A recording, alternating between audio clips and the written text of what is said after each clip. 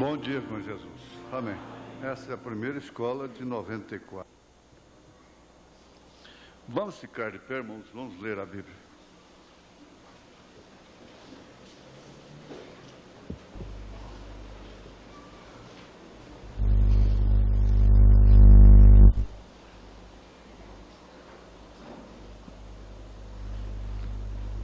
Provérbios capítulo 23, verso 13 e 14.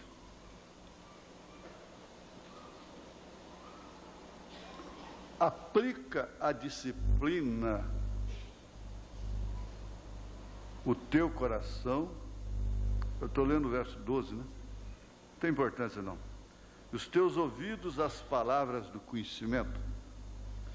Não retires a disciplina da criança, porque fustigando-a com a vara, nem por isso morrerá. Tu a fustigarás com a vara e livrarás a sua alma do inferno. Nosso Deus, nosso Pai, o quanto a sociedade moderna está longe do alvo da Tua palavra. Nós te pedimos em nome de Jesus Cristo, vivificar esta palavra em nossos corações. Em nome de Jesus. Amém. Assentai-vos. Agora, é comum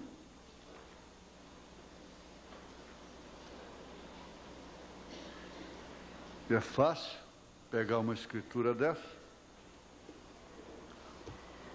e dizer, bom, está vendo aí os que gostam de espancar crianças?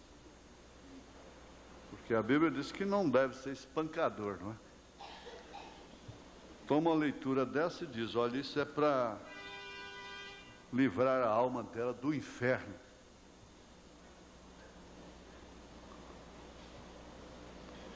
Mas não é assim. Não é espancar.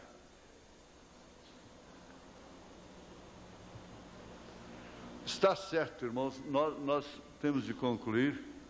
Nós vamos estudar isso na hora certa.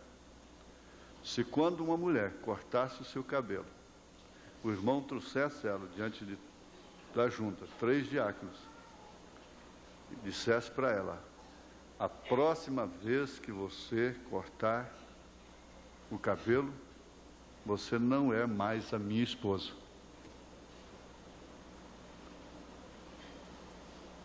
Porque eu vou executar isso aqui que o irmão Branham disse, que se eu fizer, Deus me honra. O profeta disse, se ele repudiá-la, Deus o honra por isso. Só que ele não pode casar com outra. Porque ela cortou o cabelo. Mas se... Vamos conversar direitinho. Como escola dominical, como culto doméstico, inclusive dentro de um bom senso, cabendo a pergunta, pode levantar, pedir licença e pedir, tanto a senhora como o senhor. Pode levantar, pastor, e como seria isso? Está bem. Ou escreve um bilhetinho, uma coisa assim, urgente aí, não é? Mas presta bem atenção. Se ela cortasse o cabelo pela primeira vez, fosse trazida, como a Bíblia ensina, e com 3 diáconos, logicamente, que formam a presidência, a junta, oficialmente, dissesse para ela, está bem, você está arrependida, você está chorando, foi um espírito que fez isso, tudo bem. Só que aqui está testemunhado, aquilo fica entre Deus e nós estamos num confessionário. A segunda vez eu ponho isso aqui que o irmão Branham está dizendo, ó. Se ele é um filho de Deus, ele a repudia. Porque ela desonra. Agora, não vai pensar que fraqueza, erro, que todo mundo tem, como o marido tem e a mulher tem, se enquadra em cortar cabelo, não. Cortar cabelo é desonrar ao marido. Desonra ao marido, não é erro, não é falha, simplesmente. O profeta disse, baseado em 1 Coríntios, capítulo 11, Paulo disse que ela desonra a sua cabeça, que é o marido. Não é certo? Vocês precisam conhecer isso. Eu não trouxe, nós vamos ter ainda um estudo específico sobre isso, então é porque me vem assim na hora para fazer um cabeçalho para outra coisa. Veja, verso 12, porque como a mulher provém do varão, assim também o varão provém da mulher, mas tudo vem de Deus. Julgai entre vós mesmos, é decente que a mulher ore a Deus descoberta? Uma mulher de cabelo cortado não tem nem direito de orar. E o que fez a religião? Arranjou um véu para botar por cima. O diabo fez isso. Aí ela se satisfaz. Pode estar cotozinha, mas pôs o véu, tudo bem. Então, porque julgar entre vós mesmos, é decente que a mulher ore a Deus descoberta? Ou não vos ensina a mesma natureza que é desonra para o varão, o homem ter cabelo crescido? Mas ter a mulher cabelo crescido lhe é honroso, porque o cabelo lhe foi dado em lugar de véu. Mas aqui atrás ele diz, eu comecei muito adiante, verso 5, vamos ler tudo, verso 5, mas toda mulher que ora ou profetiza com a cabeça descoberta, desonra a sua própria cabeça. E Paulo disse que é o marido. Então, foi aí que o irmão Branham disse, desonra a sua própria cabeça, quer dizer, desonra o seu marido. Efésios 5 ele disse, que o marido é a cabeça da mulher, porque é como se estivesse rapada. Muito bem, então, levaria e diria, a segunda vez que você fizer isto, antes da titia, da mamãe sua, seja quem for, da sua amiga, antes de você entrar no salão de beleza, você fique sabendo, você é uma mulher repudiada.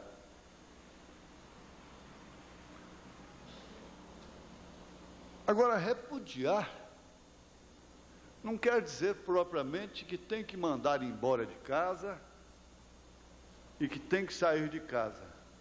Há muitas mulheres repudiadas há muitos anos e que por força da ordem social, a capa suja do Bartimeu, então tem que ficar ali. Levando em conta que também só por cortar o cabelo, somente por isto, ele tem direito de repudiá-la, mas não de se casar com outra. Bom, mas isso aí, se nós formos analisar, e os homens estão fazendo, quer dizer, está sempre pensando na igualdade. O espírito moderno, a Constituição dá igualdade para ela, mas a Bíblia não. A Bíblia não dá. E a mesma coisa são os filhos. O que fazendo as mães dessa forma, e os próprios pais, não sendo marido no sentido da palavra? Porque, gente, espera aí. Se a Bíblia dissesse que se um marido apanha outra mulher, prostitui, a mulher tem direito de repudiá-lo, então isso estaria sendo pregado aqui. Isso estaria em casamento de divórcio. Mas não tem, ele disse que não tem. Porque é ela. Agora, quem que vai mudar isso na mentalidade moderna do Congresso, da sociedade? Ninguém. Nós estamos fazendo essa base porque isso vai terminar na criação dos filhos.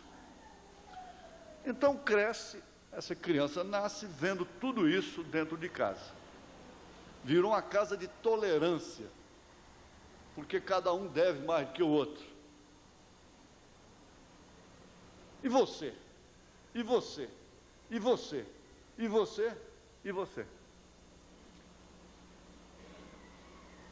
Resultado, a situação vai ficando muito difícil. Tem hora que dá vontade de passar o trator em tudo, começar tudo de novo, reconstruir tudo, não é? Mas é como disse o irmão, ao passar do tempo, está com os mesmos problemas.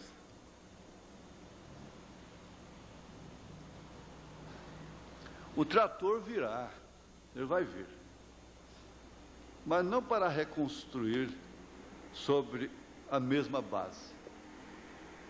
Então, o profeta disse, aquele menino jogou o suco de laranja na parede. O profeta usou uma expressão que ele é contra ela. Fosse meu filho, eu lhe arrancaria o couro. Agora, é força de expressão.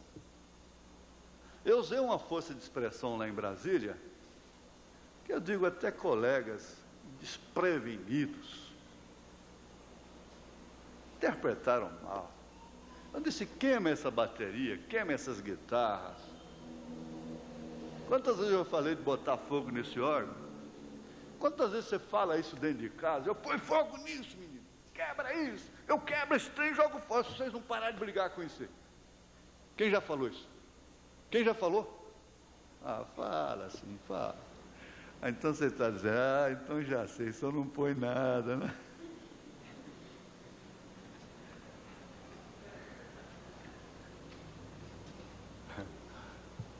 Essa é a verdade. Mas acontece o seguinte, que nós vamos estudar aqui, você tem que ver a parte transcendental da criança, do homem, a fase de transição, de idade. Tem que compreender tudo isso, na verdade. Hoje seriam os pais mais sábios do mundo, constituindo a sociedade mais limpa, mais sadia da terra, se isso fosse posto em prática. Mas é impossível, né? É impossível. A gente sabe que é impossível. A força de expressão às vezes fere mais do que a sua execução. Não é certo?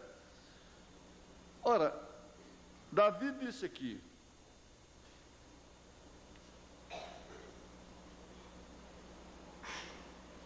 a tua vara e o teu cajado me consolam. Vara. Fustiga o teu filho com a vara, nem por isso ele morrerá. Cada cidadão tinha uma vara. Cada cidadão tinha um bastão, daqueles patriarcas. E por muito tempo, uma família, uma mulher ficava viúva, mas o chapéu do marido dela ficava na sala. Quando um homem chegava, batia na sua porta de uma casa, era natural ele olhar para a parede. Tinha um chapéu lá. Quando tinha um chapéu lá, dizia, aqui tem homem. Aqui tem cabeça. Aqui tem um varão aqui. A vara, o bastão, tem tanto significado. E Davi se considerou realmente ovelha, porque o seu pastor tinha vara, tinha cajado. E nós poderíamos dizer, assim para simplificar, para diminuir o tempo, aproveitar o tempo, que essa vara é a palavra. É a palavra. Agora, tem sim, no meu tempo de primário, eu não troco meu primário pelo ginásio de hoje. De jeito nenhum. São semi-analfabetos, desculpem, em relação àquele primário que nós tivemos. As professoras tinham força moral. A professora era uma segunda mãe, para começar. Os pátios de recreio eram separados. Completamente separados. Em cada pátio tinha 1, 2, 3 pés de amora. Sabe o que é amora? Pois é. E quase todos os quintais tinham amora, amoreira. Porque a vara da amora é boa. Como diz a irmã, nas pernas.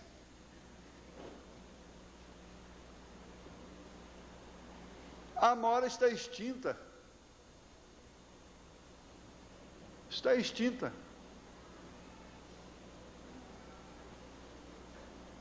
Acabou a amoreira dos quintais. Mesmo a goiabeira dá uma varinha boa, que substitui essa chinela de pluma, de espuma, muito bem. Presta bem atenção, rapaz. E ao chegar à adolescência, e ao achar que já é homem, e que não deve mais satisfação a pai nem a mãe, só deve satisfação na hora de comer, de dormir, cama, remédio, escola, e carro e tudo. Se eles também fossem trazidos a um banco e dissessem, se isso não consertar, vocês vão ter que cuidar de si mesmos em algum lugar. Ah, mas em vez de tirar os meninos da rua, vai mandar menino para a rua? A causa de menino de rua é justamente essa omissão.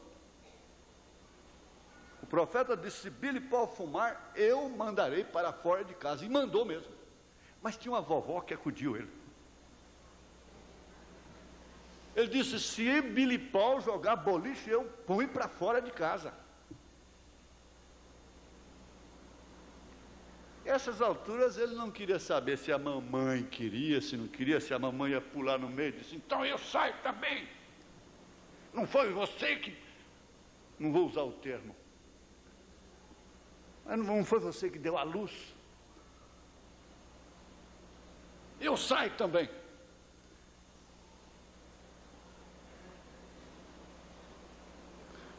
E por fim, aqui tem um estudo dizendo, crianças ditadoras.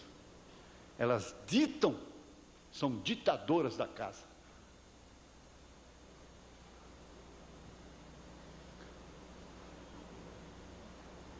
Isso não deve ser feito num espírito de impiedade, de ditadura, de maldade. A mocinha passa aí para os seus 17, 18 anos, comendo, vivendo à custa do pai, e quer introduzir o sistema das casas de suas amigas dentro de casa. Então, minha filha, vai para lá. Vai morar lá. Você não escolheu assim? Lá não é melhor? O pai dela não é educado, não é bom? Não é legal? Não é para frente? Vai morar lá. Se a coisa fosse feita assim, sem consultar a Sara. A Sara estava não sei aonde quando Deus disse, vem cá matar Isaac. Ela não foi consultada. Porque ela estraga tudo. Ela estraga o casamento, ela estraga a casa. Não há como expor o sinal se uma mulher não estiver cheia do Espírito Santo, de sabedoria do Espírito Santo, se não for sábia, como diz as Escrituras, não tem como expor o sinal naquela casa. Por isso que eu disse para vocês que se casam, aproveitem, tenham seus próprios lares, imponham o sinal. Porque tudo começar de novo é diferente. O pau que nasce torto, morre torto, e até a cinza é torta, meu avô dizia.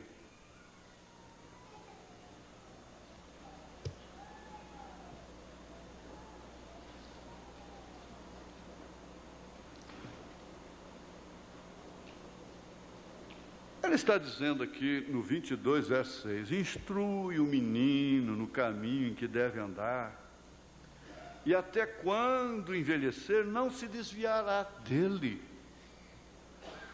Ele pode tropeçar dentro dele, ele pode quebrar a perna dentro dele, ele pode quebrar o pescoço dentro dele, ele pode até morrer dentro desse caminho, mas ele não sai dele. Pode ser esmagado dentro desse caminho, mas ele não sai dele. Parece que há uma falta de confiança na palavra de Deus.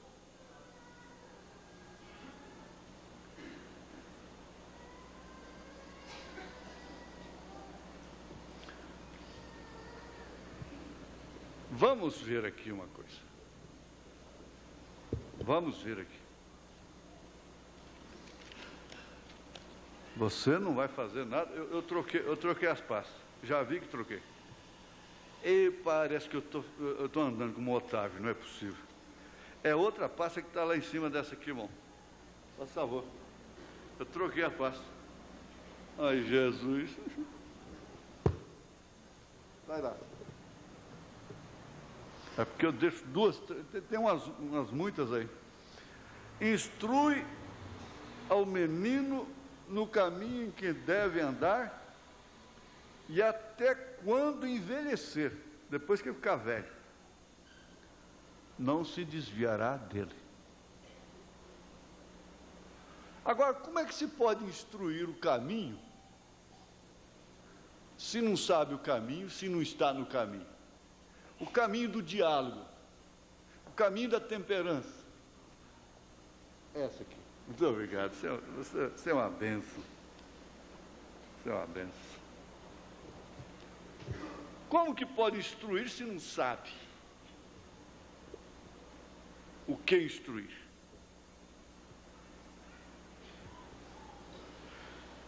Vamos entrar aqui nessa parte. Se acreditamos num ser transcendental, isto é, que excede os limites das experiências,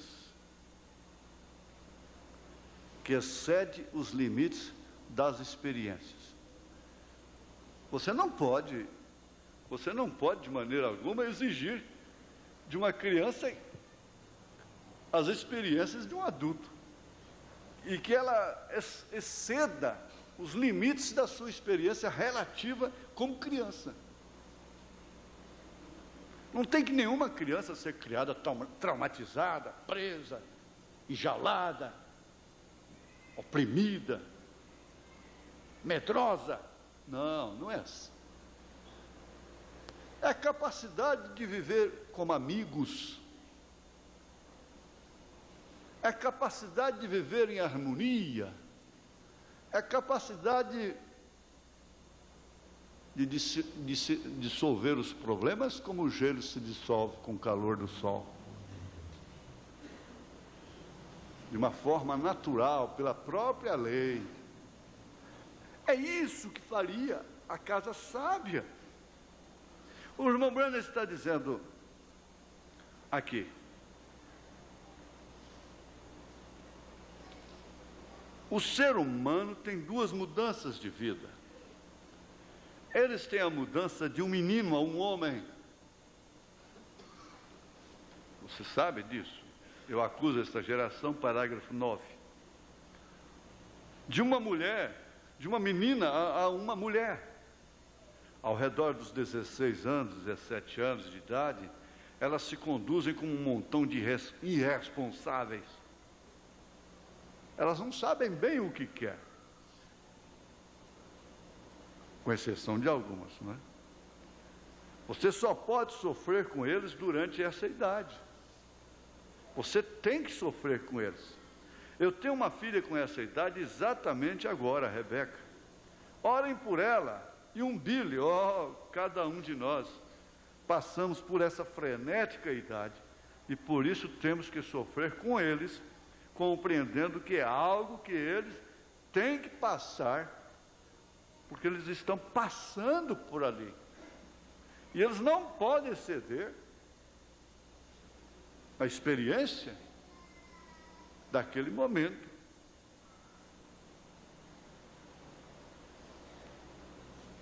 Agora, o que tal uma jovem de 17, 16 anos, numa casa que está enfrentando o problema, como os pais tivessem 14, fossem os adolescentes doidos, delinquentes? Porque se dedica muito ao termo delinquente para crianças, não é? Para adolescentes. Mas tem tanto velho delinquente.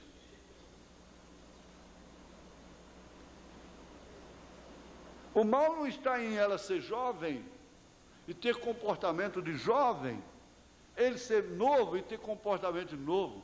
O mal está é naquilo que está em casa, nos velhos, nos pais, na mãe, principalmente na mãe. Agora você vai, eu não vou poder ler tudo, mas você conhece a história de Rebeca, e o problema lá foi a mãe. Quase que o irmão Branham não daria conta de salvar a Rebeca do inferno por causa da mãe.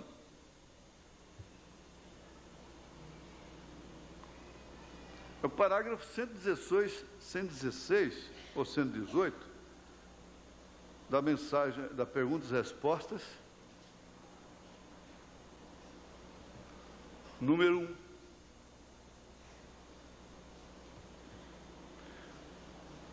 Todo jovem tem que passar por isso. Praticamente todos passam por essa idade. Você passou, eu passei, e nós temos que pensar nesses, tem que pensar seus pensamentos. E temos que ajudá-los a ir somente até os seus próprios limites. Nós temos de protegê-los, guarnecê-los, velá-los, para que eles não venham exceder. Você entende perfeitamente o comportamento normal de um adolescente? Bom, isso é normal para um adolescente. É normal para um filho, uma filha, bater num pai, numa mãe?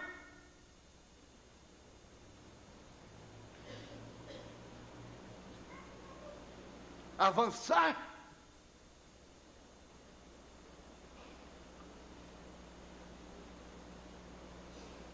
Tem alguma coisa de mal nisso. É normal esmurrar uns aos outros?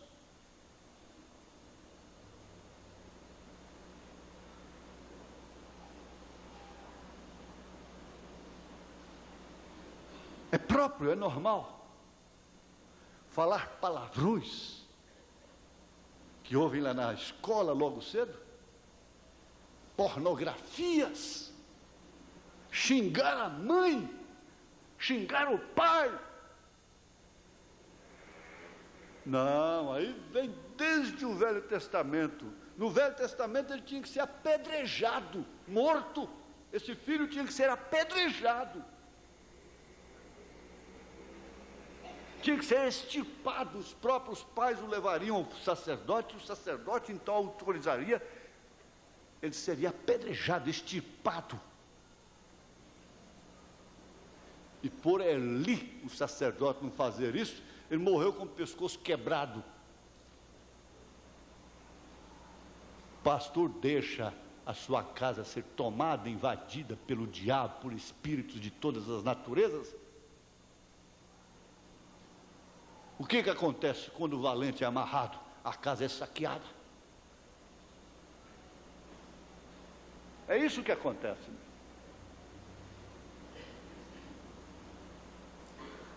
Aí agora ficam esses puritanos aí, isolando textos da mensagem em relação à televisão. A televisão virou. A casa que não tem televisão vai no rapto. Mentira, engano. A casa que não tem televisão não vai no rapto, não. Eu não estou advogando televisão, não. Aquilo é uma desgraça. Aquilo é um caixote de adultério, de demônio que você tem dentro de casa. Mas tem uma coisa, a televisão não marca encontro para te levar lá para o motel, não, sua mulher para o motel. O que marca o encontro é o telefone.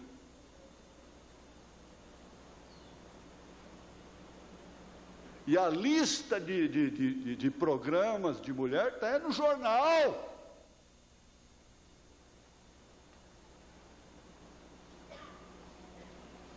Garotas de 15 anos, garotas de 14 anos, primeira vez. Depende de quem paga mais. A oferta está aí, jornais, e não são jornais pornográficos, não. São jornais que todos os pais de família fazem assinatura e põem lá em cima da mesa para suas filhas e seus filhos.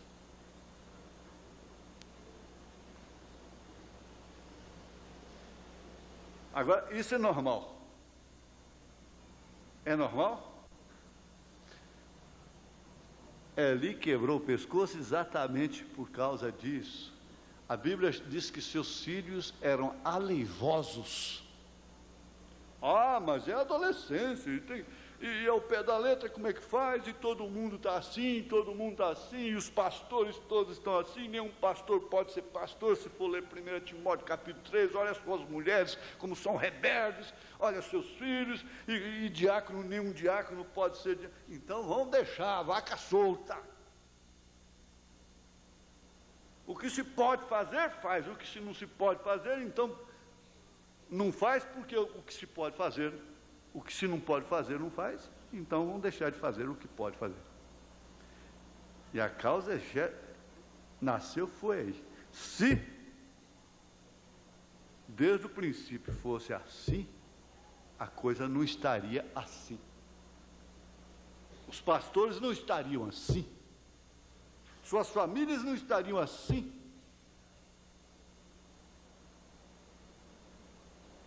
Os diáconos não estariam assim. Suas famílias não estariam assim. Não haveria irmãs aqui com ódio uma das outras, tomando a ceia. Ódio! Ódio por causa de baixaria, de coisas baixas que Paulo diz que nem lá entre os fiéis e infiéis existe. Ele falou isso na igreja de Corinto.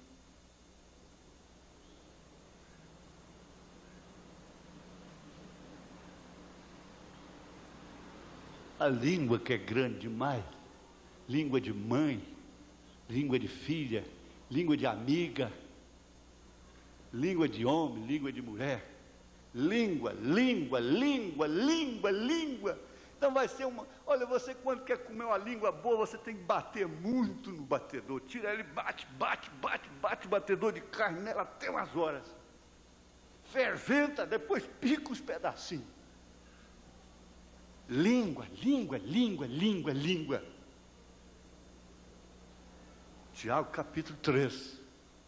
Agora, pobre daquela criancinha vai crescendo, vendo tudo aquilo. Vai formando, é do mesmo jeitinho. Tal forma, tal bolo.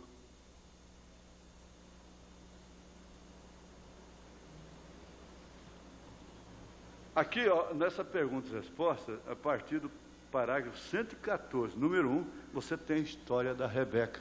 Você lê em casa e vê o que a mãe de Rebeca ia fazendo.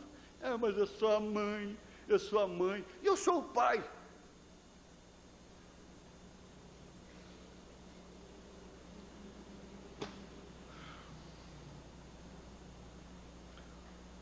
se acreditarmos num ser transcendental, poderoso e perfeito,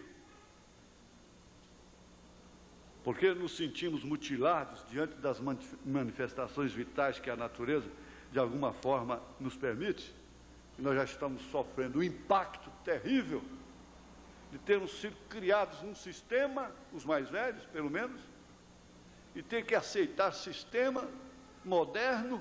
A gente aceita o sistema moderno. Eu aceito, eu sou um homem moderno, meu espírito é moderno. Eu sou um homem alegre, eu sou um homem de espírito alegre, jovem, eu sou jovem, eu não fico velho. Eu nunca fiquei velho. Hoje eu estou mais velho, mais jovem do que quando eu tinha 20 anos. Quando eu tinha 20 anos, eu era muito mais frustrado em espírito, limitado. Eu sei o que a ciência produziu de bom. Eu acho um estultício eu sair daqui a essas alturas, como o irmão Brana disse. Eu não tinha um sanduíche para comer, para ir para a escola. Hoje eu posso pagar um jantar para a igreja. Agora eu pego um ônibus, um caixotão. Uma vez eu pego, pastor Adil, vai de avião, pastor. Vai de avião. Não vou de ônibus. Vai de avião, até na rodoviária. Pastor, vai de avião, eu pago a passagem, senhor. Não, eu vou de leito. Viajou 200 quilômetros, o leito quebrou, ficou lá no tempo todo, com um pouco chegou um caixotão daquele lá, me chegar aqui 10 horas depois, todo estourado.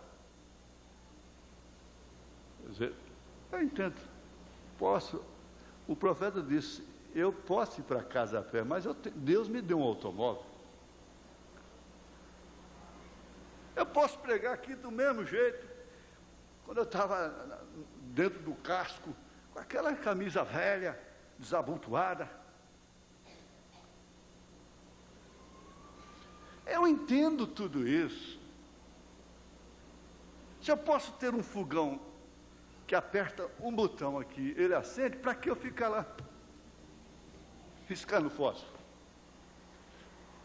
Tudo bem, vamos até lá. Há uma outra coisa, que essa não é normal, não. Essa teria que bater o pé para ela e dizer, isso aí não. Não! Mas nós temos que ser educados com o diabo.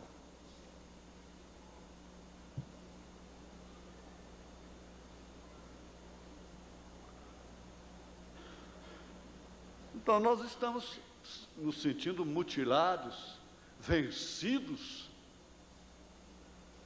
Você se sente vencido, porque quando ela volta da escola, ela volta moderna.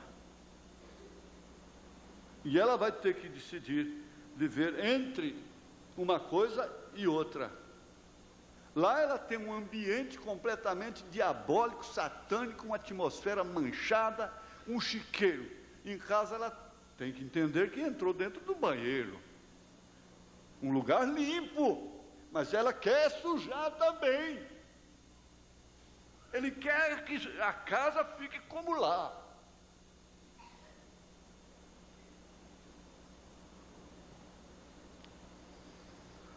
Será que já não é tempo de reformularmos os nossos valores éticos e morais para compreendermos melhor aquilo que nos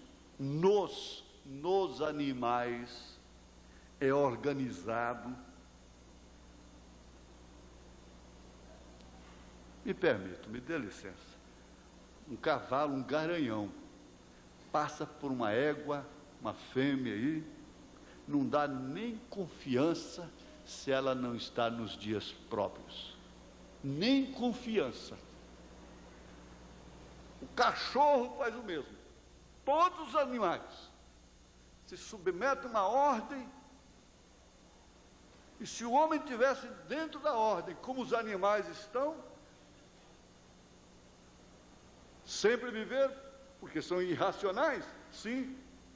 Por que joga um ratinho dentro d'água e não morre afogado? Sai lá do outro lado. Por que joga um elefante na água e ele não morre afogado, sai do outro lado? Falta do raciocínio, do trauma, da contração nervosa, da adrenalina.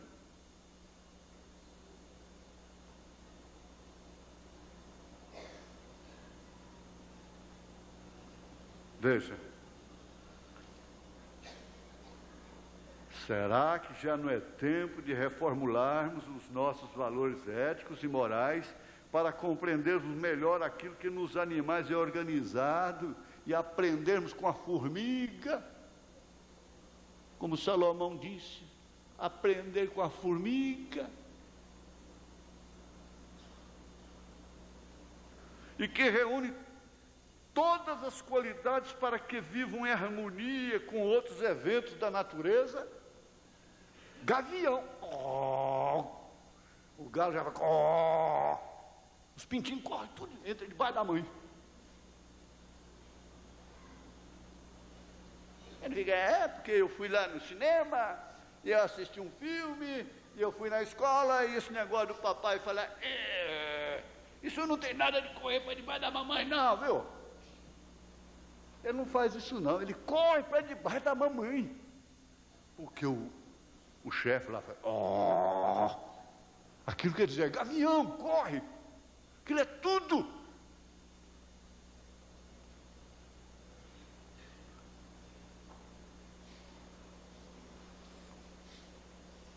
Esses animais reúnem todas as qualidades para que vivam em harmonia com outros eventos da natureza. Os peixes, as aves.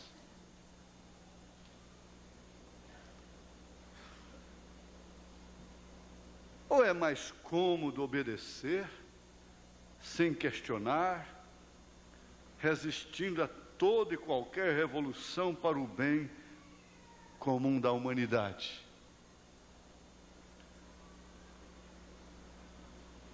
É mais difícil obedecer, sem questionar? Nós vamos ouvir, eu vou tentar repetir a palestra de segunda-feira aqui, sobre perdão, hoje à tarde. Vamos ver se, dificilmente eu dou conta de repetir mensagens. Mas vamos ver, pode sair até melhor, mais ampla, mas eu gostaria que fosse pelo menos igual. Sem questionar. Mas tudo nós temos que questionar, resistir.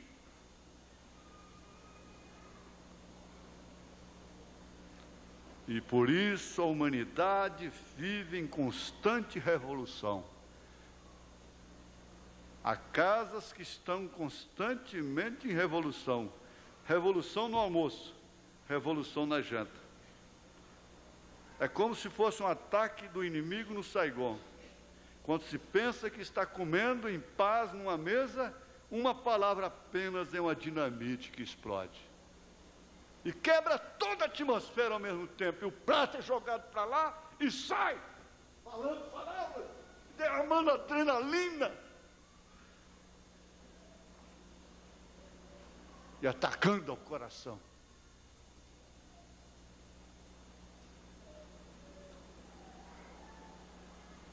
Claro, você não sabe, será que esse almoço vai terminar assim? Será que esse jantar vai terminar assim?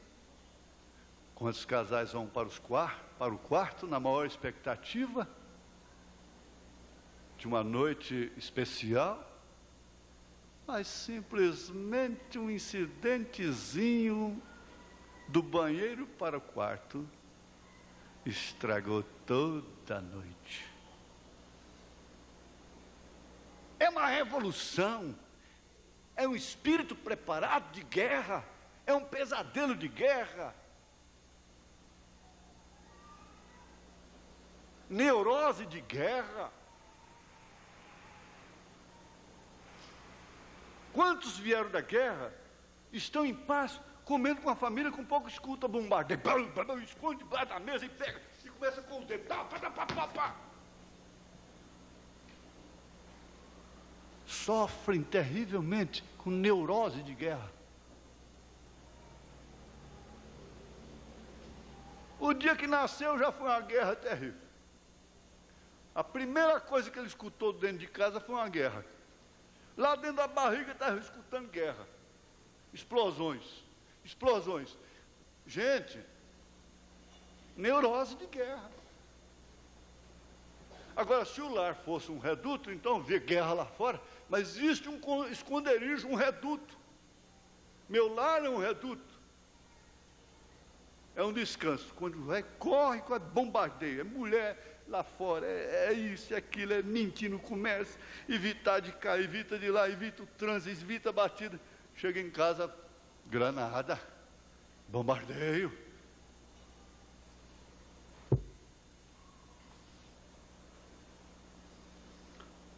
Não se pode fazer nada.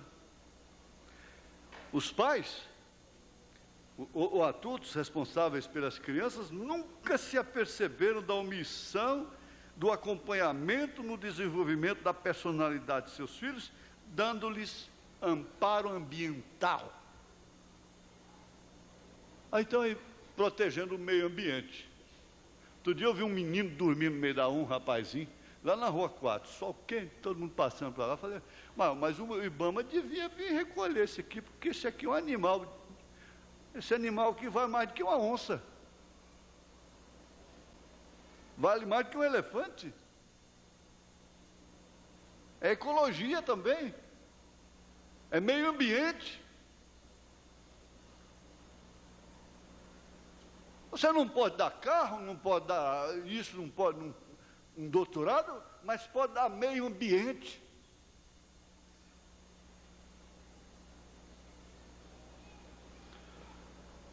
Mas o que eles fazem? Preferem contratar mães babás, com formações diversas, personalidades diversas, um dia é uma, outro dia é outra, porque nunca dá certo, logo elas começam a roubar, logo elas começam a tomar a própria alimentação da criança, e roubando dentro de casa e coisa, e você tem que mandar e buscar outra. Elas têm formações diversas, nem sempre compatíveis, ou responsabilizar os psicólogos para a formação de seus filhos. Que pais são esses? Não são dignos de ser chamados de pai, de mãe. Há muita mulher que não merece esse título.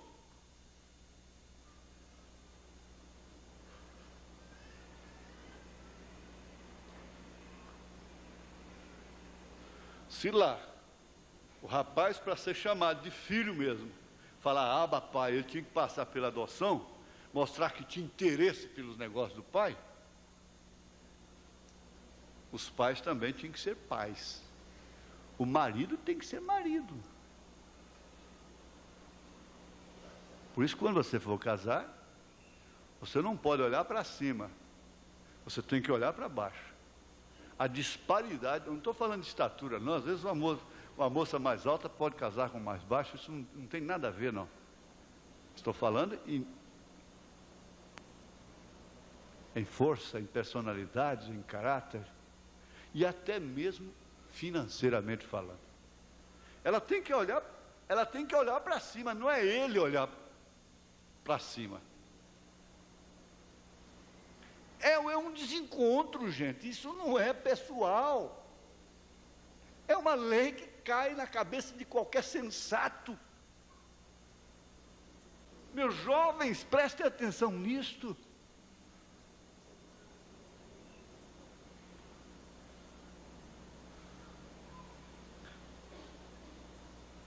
Então, eles estão recebendo formação. Eu não posso falar certas coisas aqui, porque diz que eu estou... Que formação teve aquele avô para dar para aquele neto? Mas tem que ser criada com ele. Vai ser a formação. Que tipo foi o lar daquele avô?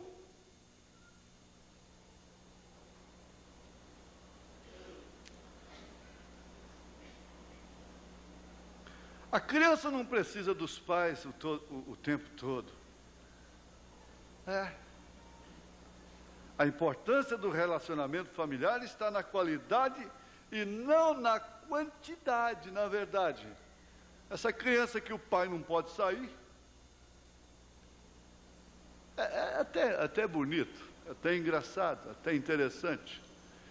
Todo dia, o Joãozinho vai lá na porta, no portão, esperneia, eu quero ir com o papai, eu quero ir com o papai, eu quero ir com o papai, eu quero ir com o papai.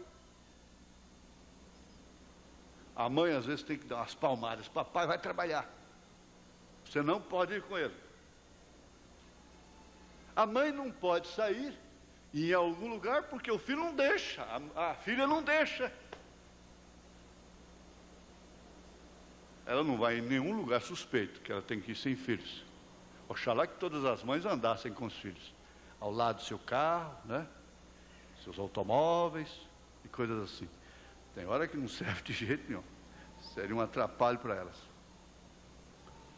Mas tem momento que ela precisa da irmã, ela precisa da mãe para ir a um médico, uma coisa assim. Filhinho, você não vai. Não é assim. A criança não precisa.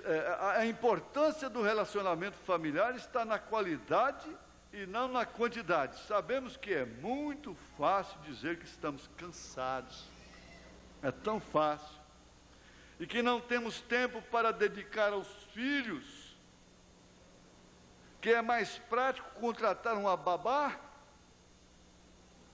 ou colocá-los numa instituição na qual nossas crianças são cuidadas por adultos entediados, maníacos, simplesmente porque fizeram um curso de pedagogia e vão herdar de lá princípios padronizados. Padronizados.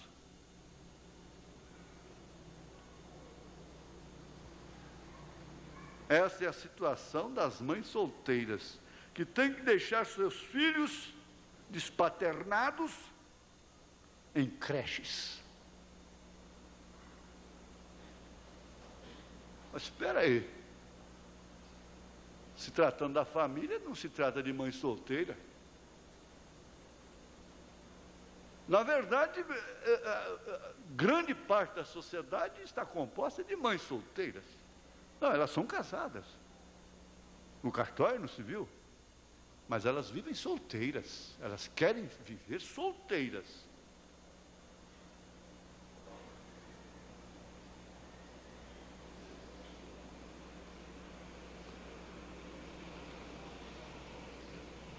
Essas crianças vivem insatisfeitas. Por quê? Porque esses que cuidam delas não têm amor paternal, não têm amor maternal. E elas passam a ser estressadas. Elas não toleram tais condições, muito embora estejam sendo enganadas com balancinho, balangos, cavalinhos, bolinhas, beijinhos e coisas assim. Não.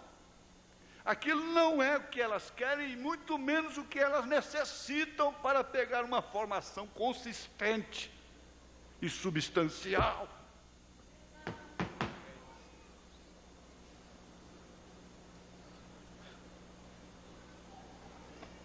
Acabou o nosso tempo. A criança tem um senso próprio de independência e se orienta instintivamente para ela dentro da mais perfeita ordem. Por isso, somente os adultos que as amam como pais e mães, podem sustentar, preste bem atenção, podem compreender, amparar esta independência da criança, de aprender desde novinho, levantar sozinho, quando caiu, ir lá pegar sua água, e por fim ela começa até a lavar suas roupinhas mais leves.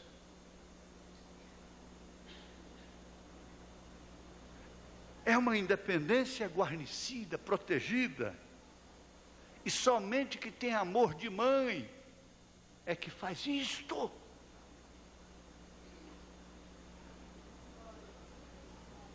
O adulto ansioso interfere nesse processo neurotizante e interrompendo o desenvolvimento normal dela, sem perceber o mal que introduz nela.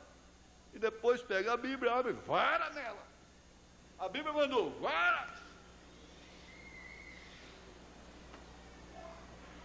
Vamos ficar de pé, pastor Elias está vindo.